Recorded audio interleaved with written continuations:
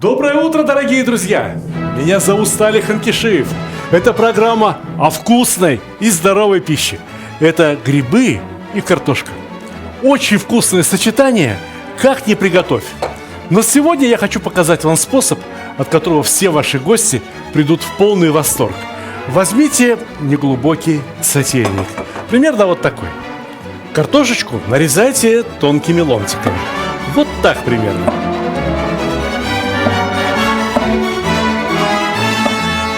Картофель – удивительный продукт. Готовишь его целиком, он имеет одни свойства. А нарезаешь его тонкими ломтиками или вовсе трешь на терке, он получает совершенно другие свойства. Я беру терку в руки для того, чтобы попытаться ускорить процесс. Ну нет, и не быстрее, и результат меня совершенно не устраивает. Ну посмотрите, что это за огрызки. Ладно, съедим, авось никто не заметит. Но вывод: нужен либо очень хороший нож и терпение, либо электрический помощник.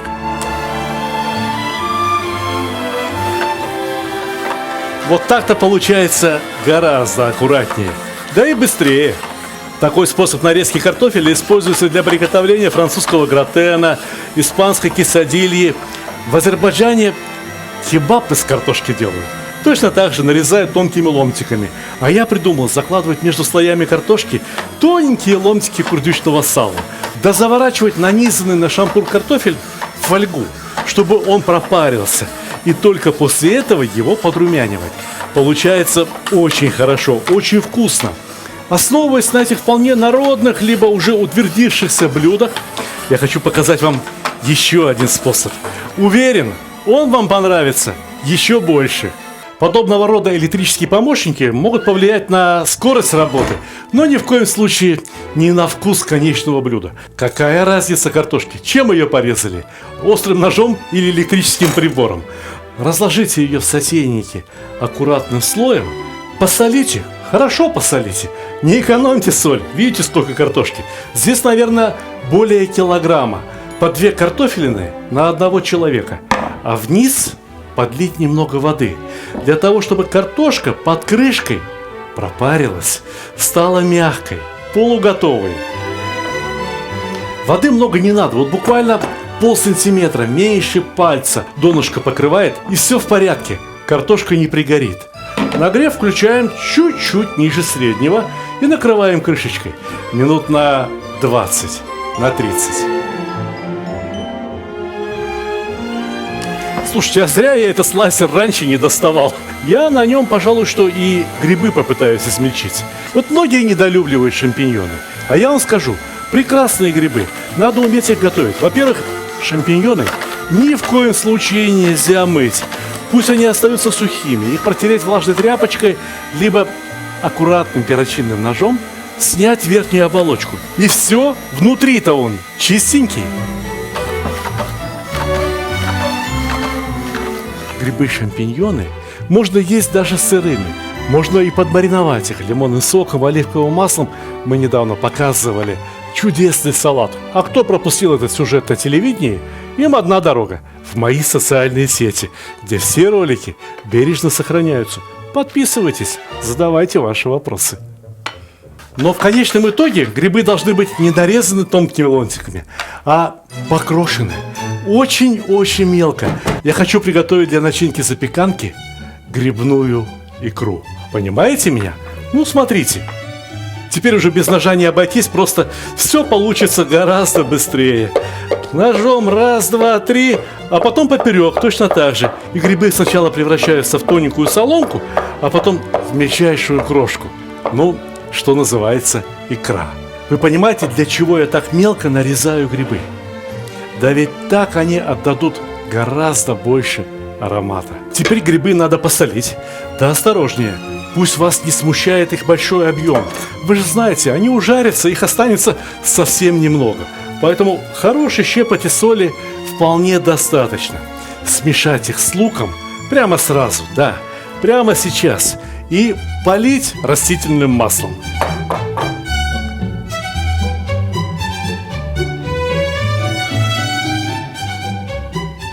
Если желаете, можно взять и щепотку черного перца. А вот сливочное масло оставить на потом. На потом. Перемешивайте лук, грибы, масло, соль и перекладывайте все на сковородку, в которой и будет готовиться грибная икра. Обратите внимание, сейчас полная сковородка. Сколько останется, посмотрим. Сначала будем готовить под крышкой. Но сначала давайте заглянем под другую крышку. А как здесь картошечка? Чудесно! Видите, она осела, пропарилась. Теперь самое время залить ее молоком. Может быть, кто-то спросит, а почему сразу нельзя с молоком? Да дело в том, что картофель выделяет очень много крахмала и другие вещества, от которых молоко сворачивается. Мало того, картофель затрудняет конвекцию, и молоко, содержащее в себе особый сахар, лактозу, на дне просто-напросто пригорает. А вот так все получится и очень вкусно, и ничего не пригорит. Итак, примерно 20-25 минут картошка парилась только на воде. Минут еще 15-20 она парилась вместе с молоком. И я думаю, что сейчас она готова примерно так, как надо. Посмотрите, она уже мягкая, но еще не ломается, не теряет свою форму. Поэтому жидкость сливаем. Сливаем воду и молоко. Картошка должна остаться абсолютно сухой.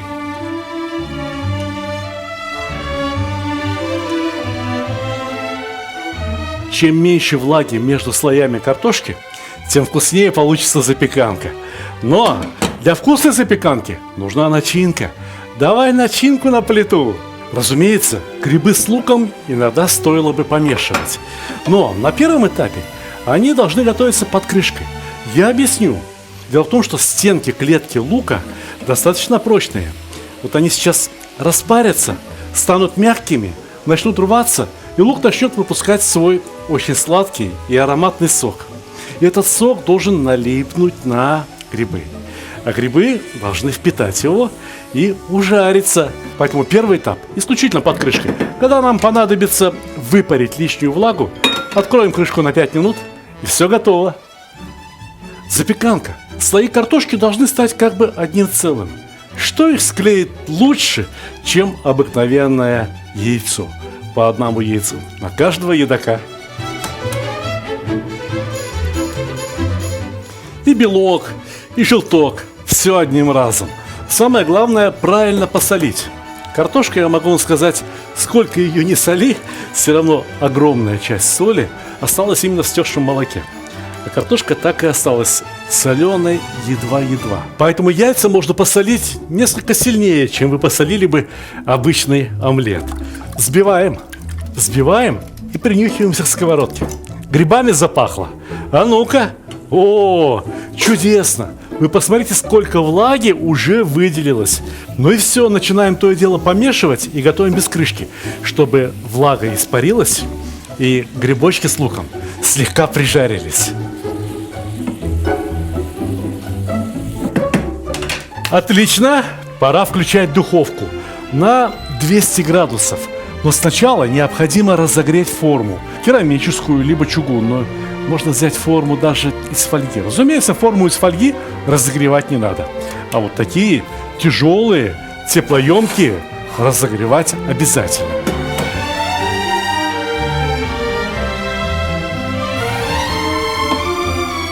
Ну вот, отличная икра. Пахнет грибами на весь дом.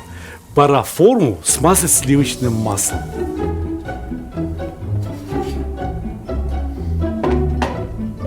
Смазывайте форму обильно. Картошка на дне и на поверхности должна как следует зарумяниться, но ни в коем случае не должна прилипнуть ко дну. Картошечка. И укладываем первый слой.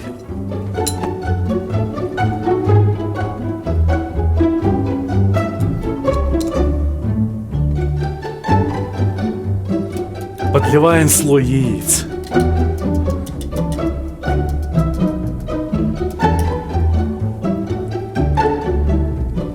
Поверх слоя яиц тоненький слой картошки, а поверх этого слоя картошки уже, разумеется, грибы.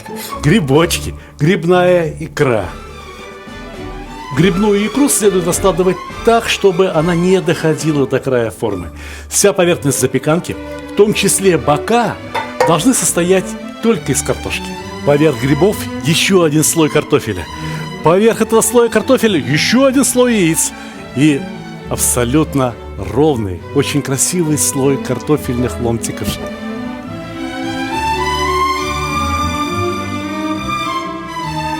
Ну и сверху, разумеется, тоже заливаем яйцами.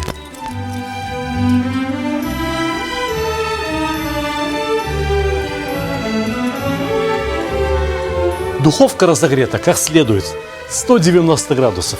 Посадим и будем смотреть, как зарумянилось. Как только зарумянится, так оно и готово.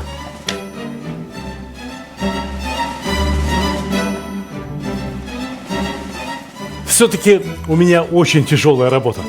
А у моих операторов она тяжелее вдвойне. Попробуйте выдержать запахи, которые сейчас исходят из духовки. А что у нас здесь получилось? Вы только полюбуйтесь. Красота? Осталось только нарезать. Представляете себе совокупный вес продуктов, которые содержатся в этой форме? Более 2 килограммов. Так что, если разделить запеканку на 8 частей, то получится 8 отличных порций, скажем так, для ужина. А если такую запеканку подавать в качестве второго блюда, в качестве горячего к обеду, то тоже вполне достаточно на 8. Мне кажется, если запеканка чуть-чуть остынет, с ней легче будет управляться. А пока что она вся еще живая, вся еще дышит. Тем не менее, попробуем?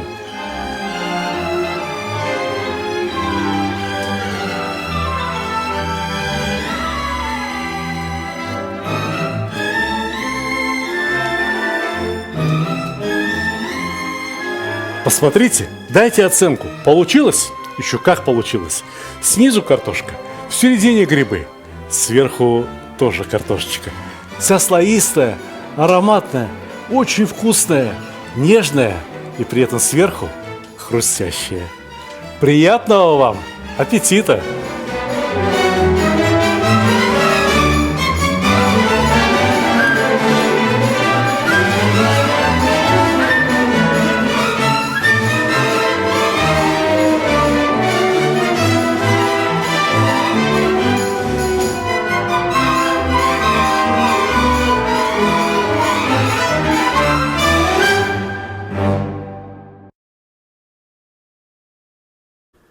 Дорогие друзья, я очень люблю свою работу. Вы знаете меня прежде всего как телеведущего, как видеоблогера. Но главная работа моей жизни – это книги. У некоторых музыкантов, у известных групп бывают так называемые золотые диски. У меня тоже есть золотая книга. Это моя первая книга, которую я написал больше 15 лет тому назад. «Казан», «Мангал» и другие мужские удовольствия. Она продана неслыханными тиражами, но продолжает печататься каждый год. И люди ее очень любят. Я хочу рассказать вам об этой книге. В этой книге я рассказываю о кухне моей жизни, о кухне моего, так сказать, среднего возраста, когда я очень полюбил готовить, когда я начал писать о кулинарии, когда я еще жил в Узбекистане. И здесь все самые любимые блюда нашей семьи на период примерно начала 2000-х годов. Очень многие полюбили готовить из-за этой книги. Очень многие познакомились с незнакомыми прежде продуктами, такими как курдюк, рис де зира, а просто зира как специя. Очень многие, прочитав эту книгу, приобрели себе свой первый казан, свой первый мангал, начали готовить пловы, думляму, шашлыки и так далее, и так далее. В этой книге довольно много иллюстраций, но я хочу сказать, что все эти иллюстрации сделаны были мною более 15 лет назад. С тех пор я учился фотографировать. Я учился фотографировать день за днем, месяц за месяцем, год за годом. И следующие мои книги, хоть они и выглядят намного красивее вот этой, ну, я имею в виду по фотографиям, все равно не достигли успеха моей первой книги «Казан, мангал и другие мужские удовольствия». Приобрести эту и другие мои книги вы можете на моем сайте stalik.ru. Заказы доставляются почтой и курьерскими службами по России, а также по большинству стран СНГ. Обращайтесь, заказывайте. Заказать можно и с автографом. Я лично ставлю автограф на каждую книгу. Лично вписываю имена, фамилии тех людей, кому направляется эта книга. И эта работа доставляет мне искреннее удовольствие, когда я знаю, что сейчас я подержал эту книгу в руках, а через несколько дней, может быть, через неделю, кто-то, кто точно так же, как и я, любит готовить, начнет готовить по этой моей первой, любимой и, может быть, самой лучшей книге. «Казан, мангал и другие мужские удовольствия».